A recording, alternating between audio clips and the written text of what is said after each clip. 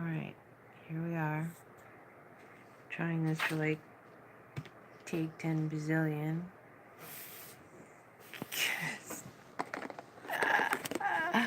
I take video the same way that I used to like run a typewriter. Not very well. God, I hate this. No wonder people end up with like selfie trauma on their wrist.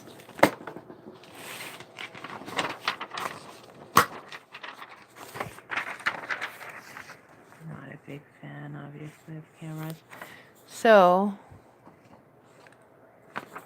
there's boxes. You can see the boxes. Goals of skill training.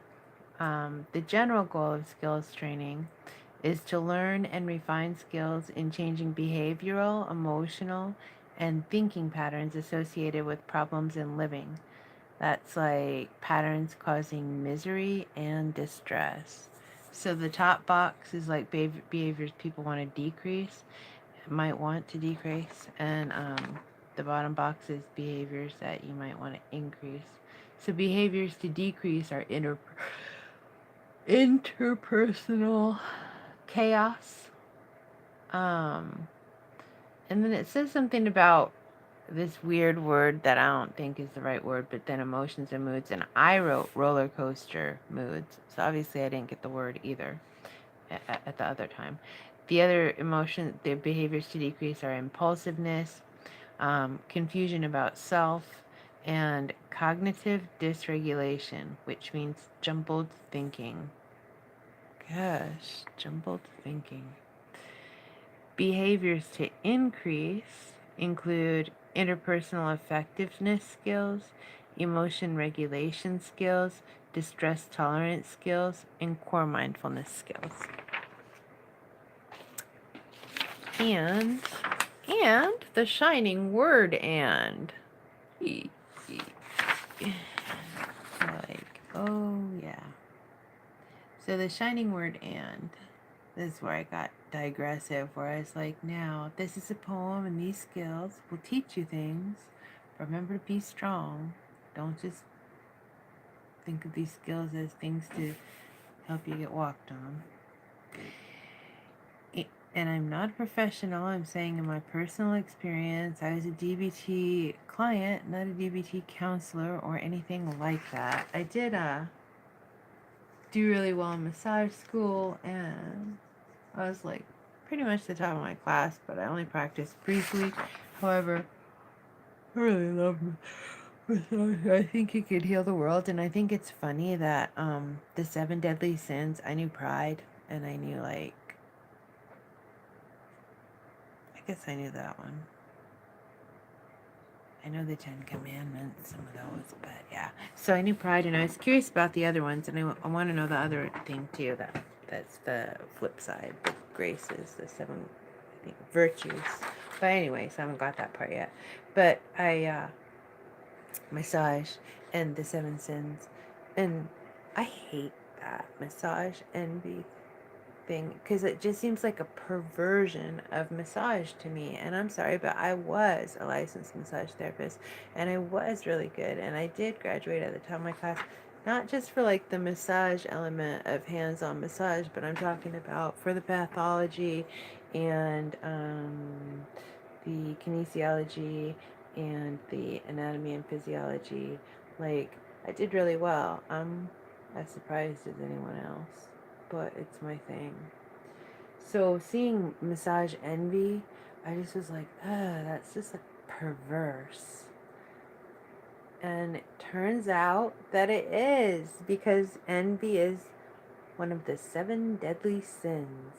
So I feel better about feeling unhappy about that sign, because then I was like unhappy with myself for feeling unhappy about it. But now I feel like, oh, I feel validated. So anyway, oh, and I saw that somebody was on one of those Q places that they put it up as a whole bunch of, as part of their post. So I guess I haven't double checked to make sure that I really have the right list, and that the person that I said thank you and copied it from knew what they were talking about. But I think they did. But I guess I have no way of basing that, except for they did have the one that I knew for sure, pride.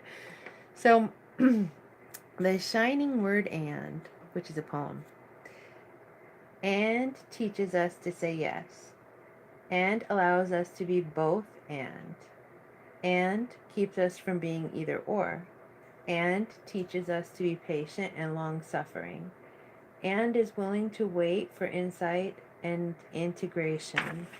And I gotta put on my glasses because I can't read it. And is willing to wait for insight and integration, and keeps us from dualistic thinking, and does not divide the field of the moment, and helps us to live in the always imperfect now, and keeps us inclusive and compassionate toward everything. And my nose itches. And keeps us inclusive and compassionate toward everything, and demands that our contemplation become action, and insists that our action is also contemplative, and heals our racism, sexism, heterosexism, and classism. And keeps us from the false choice of liberal or conservative, and allows us to critique both sides of things, and allows us to enjoy both sides of things, and is far beyond any one nation or political party, and helps us face and accept our own dark side, and allows us to ask for forgiveness and to apologize, and is the mystery of paradox in all things, and is the way of mercy, and makes daily practical love possible, and does not trust love if it's not also justice, and does not trust justice if it's not also love, and is far beyond my religion versus your religion, and allows us to be both distinct and yet united, and is the very mystery of Trinity. It's kind of a cool poem. I like it. Okay. No. Heterosexism.